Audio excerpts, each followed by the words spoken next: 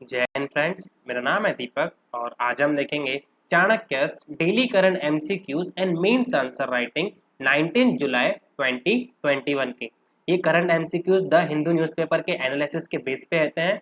तो ज़्यादा time waste ना करते हुए हम स्टार्ट करते हैं। स्टार्ट करने से पहले मैं आपको बोलना चाहूँगा कि प्लीज़ प्लीज़ प्लीज़ आप इस वीडियो को लाइक कीजिए और चैनल को सब्सक्राइब कीजिए और अपने दोस्तों के साथ भी इसे शेयर कीजिए। तो फर्स्ट क्वेश्चन हम देखते हैं। With reference to trafficking, consider the following. First statement है Article 21 of the 23 of the Constitution prohibit trafficking human beings and forced labor. क्या लगता है आर्टिकल 23 ऑफ द कॉन्स्टिट्यूशन में ट्रैफिकिंग को प्रोहिबिट किया गया है क्या, as well as force labour को? सेकंड स्टेटमेंट देखिए, state can impose compulsory service without discrimination for public purpose.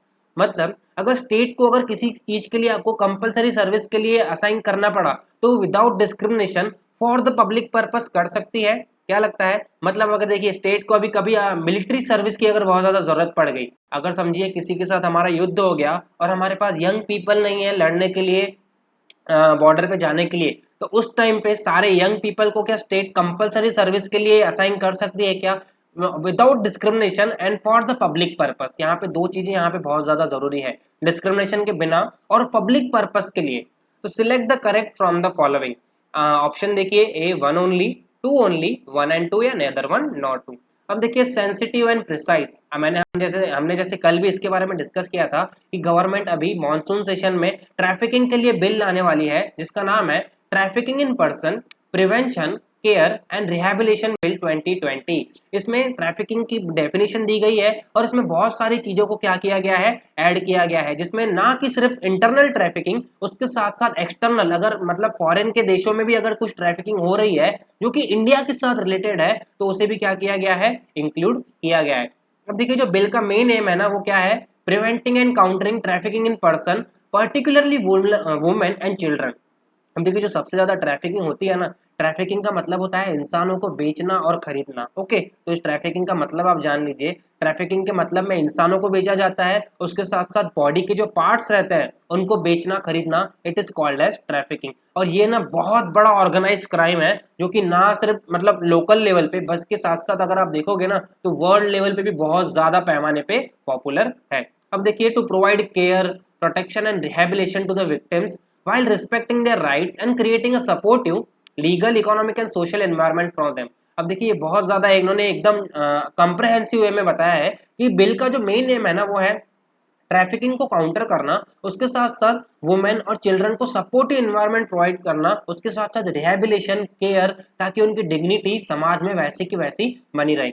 अब देखिए बहुत सारी चीजें उन्होंने ऐड की है, not only with in India but also outside it. जैसा कि मैंने आपको बताया कि बाहर भी अगर ट्रैफिकिंग हो रही है और वो इंडिया के साथ किसी ना किसी प्रकार से रिलेटेड है तो उसे भी क्या किया गया है, इसमें इंक्लूड किया गया है। उसके साथ साथ एंटी ट्रैफिकिंग कमिटीज स्टेट और नेशनल लेवल पे बनाई जाएगी जो इसके प्रोविजंस को क्या करेगी, इंप्लीमेंट करेगी। उसके साथ साथ जो मैंने आपको इन्वेस्टिगेशन के जो पावर्स हैं वो नेशनल इन्वेस्टिगेशन एजेंसी को दिए गए हैं।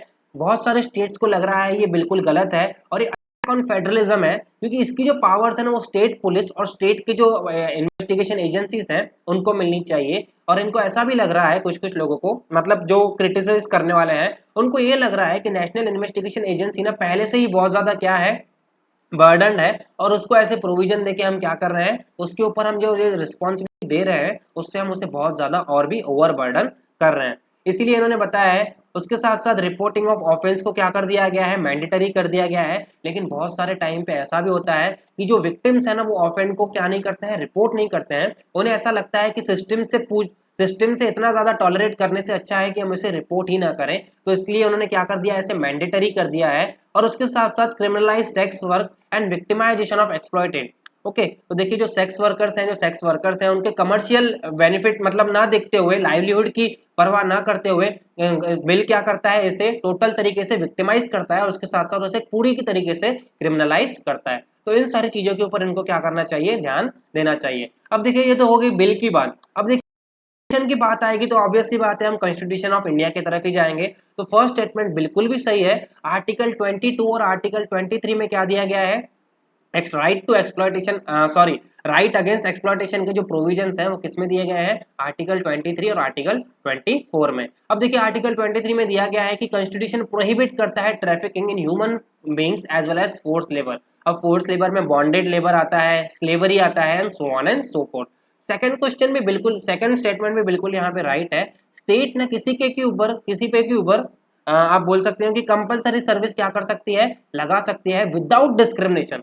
स्टेट सिर्फ ना ऐसा नहीं हो सकता है कि सिर्फ मुस्लिम्स के ऊपर लगाए या तो फिर हिंदूज के ऊपर लगाए या एक पर्टिकुलर लिंग्विस्टिक ग्रुप के ऊपर लगाए, जैसे कि हिंदी बोलने वाले लोगों के ऊपर या तो फिर मराठी बोलने वाले लोगों के ऊपर या तो फिर तमिल बोलने वाले लोगों के ऊपर, and so on and so fourth. State ऐसा नहीं कर सकती है, ये बिल्कुल भी गलत होगा। लेकिन अगर विदाउट डिस्क्रिमिनेशन स्टेट अगर कंपलसरी सर्विस अगर किसी के ऊपर असाइन कर रही है, एंड वो भी फॉर पब्लिक पर्पस, देखिए बीजेपी के पर्पस के लिए नहीं, कांग्रेस के पर्पस के लिए नहीं, पब्लिक पर्पस के लिए एज अ नेशनल ड्यूटी, तो क्या होगा, बिल्कुल सही होगा। तो इसलिए इसका आंसर क्या है, सी 1 एंड 2 ओनली।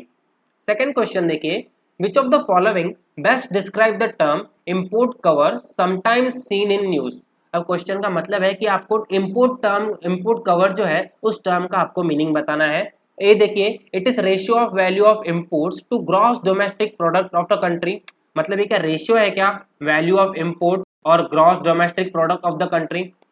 बी देखिए, it is total value of imports of the country in a year, मतलब एक ईयर में कंट्री कितना इंपोर्ट करती है उसकी टोटल वैल्यू होती है क्या इंपोर्ट कवर।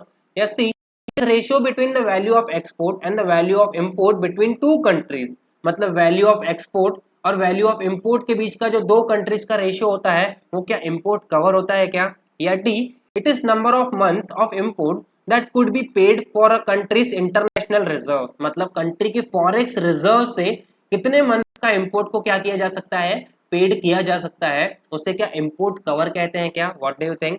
थर्ड क्वेश्चन देखिए, consider the following about Indian economy.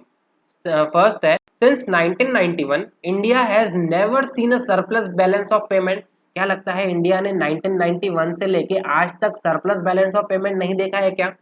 Second, majority of the forex reserves in India are driven by strong export, मतलब इंडिया का जो फॉरेक्स रिजर्व है आपको पता होगा 600 बिलियन इंडिया का फॉरेक्स रिजर्व है, और वो पूरा मेजॉरिटी, मेजॉरिटी का मतलब मोर देन 300, मतलब 50% से अगर ज्यादा हो रहा है तो उसे हम क्या बोलते हैं, मेजॉरिटी। मतलब 300 बिलियन से ज्यादा जो फॉरेस्ट रिजर्व इंडिया में आता है वो एक्सपोर्ट की वजह से आता है क्या। What do you think. One only, two only, one and two only, neither one nor two. अब देखिए, time to build valuable economy, अब इन्होंने बताया है कि इस साल क्या होंगे, 30 एनिवर्सरी होगी 1991 के रिफॉर्म्स के बाद, मतलब उसे 30 साल हो जाएंगे। 1991 के रिफॉर्म्स के बाद जो जो भी चेंजेस आए हैं इन्होंने उस चेंजेस के बारे में बताया है, जिसमें फॉरेस्ट रिजर्व बहुत ज्यादा बढ़ गया है, इंडिया का जो इम्पोर्ट कवर है वो बहुत ज्यादा बढ़ गया है। आपको पता होगा 1991 में जब इंडिया के पास फॉरेस्ट रिजर्व नहीं थे तब इंडिया का जो इंपोर्ट कवर था ना वो सिर्फ 3 हफ्ते का था। अब इंपोर्ट कवर का मतलब होता है, इसका मतलब होता है कि इंटरनेशनल रिजर्व से आप कितने दिन का या कितने मंथ का इंपोर्ट के जो पेमेंट है वो कर सकते हो। तो जब 1991 था उस टाइम पे हमारे पास सिर्फ 3 हफ्ते का इंपोर्ट कवर था। ओके, इसलिए इसका आंसर क्या है, D, it is the number of month of import that could be paid for by a countries international reserve. अब इनका कहना है कि हमारे पास जो इतना सारा फॉरेस्ट रिजर्व आया है उसमें most of the forest reserve कहां से आया है, तो आपको पता होगा पोर्टफोलियो, उसके साथ साथ स्टॉक एक्सचेंज, उसके साथ साथ एफडीआई, उसके साथ साथ FPI, foreign portfolio investor, foreign institutional investors, ये क्या करते हैं मेजरली हमारे फॉरेन एक्सचेंज में क्या करते हैं, मोस्टली कंट्रीब्यूट करते हैं। लेकिन इंडिया का जो एक्सपोर्ट है ना वो माइनर कंट्रीब्यूशन देता है फॉरेन एक्सपोर्ट में, फॉरेक्स रिजर्व में, सॉरी फॉरेक्स रिजर्व में इंडिया का जो एक्सपोर्ट है वो माइनर कंट्रीब्यूशन देता है। तो इसलिए ये देखिए बिल्कुल भी गलत हो जाता है यहाँ पे second statement, majority of the forex reserves in India are driven by strong exports, तो ये बिल्कुल गलत है। वो कहाँ से आता है, FPI, FII and so on and so forth. अब इनका कहना है कोविड के बाद हमें ये रिफॉर्म्स फिर से चालू करने चाहिए ताकि क्या हो, इकोनॉमी और भी ज्यादा ओपन हो और हमारे और भी ज्यादा ग्रॉस डेवलपमेंट प्रोडक्ट में बढ़ोतरी आए। तो ये स्टेटमेंट यहाँ पे बिल्कुल गलत है। 1991 के बाद 2002 में और 2003 में क्या आया था, हमें बैलेंस ऑफ पेमेंट का सरप्लस देखने को मिला था, 1 या 2 साल ही हमें कुछ टर्म के लिए वो देखने को मिला था। तो इसलिए इसका आंसर क्या है, A1 ओनली। ओके, फोर्थ देखिए, Pegasus, a spyware which was recently in news, is originated from। अब ये क्वेश्चन बहुत ज्यादा स्ट्रेट फॉरवर्ड है, ऐसे क्वेश्चन यूपीएससी पूछती है। क्रिप्टो करेंसीज के बारे में यूपीएससी ने पूछा है, उसके बाद WannaCry, ऐसे बहुत सारे क्वेश्चन यूपीएससी पूछ चुकी है। अब ये क्वेश्चन मैंने इसमें भी पहले भी पूछा है अभी, लेकिन जो क्वेश्चन का जो स्वभाव है ना, नेचर है ना, वो थोड़ा अलग है। ये पेगासस जो सॉफ्टवेयर है उसका ओरिजिनेशन कहाँ से है, इस क्वेश्चन का मतलब है। ए देखिए यूएसए, बी इजराइल, सी इंडिया या डी चाइना। अब आपको पता होगा पेगासस एक यूएसए की कंपनी का सॉफ्टवेयर है जिसका नाम है एनएसओ ग्रुप, सॉरी इजराइल की कंपनी का ये एक सॉफ्टवेयर इन्होंने इंडिया की गवर्नमेंट को बेचा। और ये गवर्नमेंट क्या कर रही है, इस सॉफ्टवेयर का इस्तेमाल करके जो जर्नलिस्ट हैं, जो गवर्नमेंट को क्रिटिसाइज कर रहे हैं, जो बड़ी बड़ी ऑर्गेनाइजेशंस है ना, उसको क्या कर रही है, स्पाई कर रही है। उनके फोन्स में उनकी जो मेन जो इंफॉर्मेशन है ना, उसमें क्या कर रही है, गवर्नमेंट स्पाई कर रही है।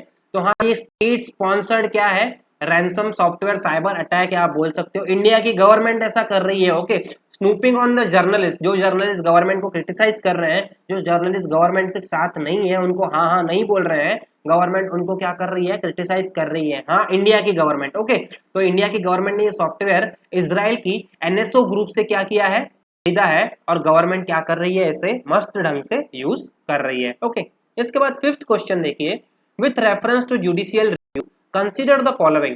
First है, the term judicial review is defined in article 13 of the constitution. क्या लगता है, जुडिशियल रिव्यू को आर्टिकल 13 ऑफ द कॉन्स्टिट्यूशन में डिफाइन किया गया है क्या? सेकंड देखिए, judicial review is checking the constitutionality of legislations and executive order. मतलब जुडिशियल रिव्यू का मतलब होता है कि कॉन्स्टिट्यूशनलिटी ऑफ लेजिस्लेशन या तो फिर एग्जीक्यूटिव ऑर्डर्स की क्या चेक करना, कॉन्स्टिट्यूशनलिटी चेक करना। ऑप्शन देखिए, one only, two only, one and two, या नेदर वन नॉर टू। अब देखिए, SC mulls limit to role of policy talk. अब सुप्रीम कोर्ट ने कहा है, सुप्रीम कोर्ट की 3 जज की बेंच बैठने वाली है, डिसाइड करने वाली है कि सुप्रीम कोर्ट के जजेस के पास कितना अधिकार है कि वो पॉलिसी इंप्लीमेंटेशन साइड के क्या करें, उनको करें, मतलब जुडिशियल रिव्यू करें।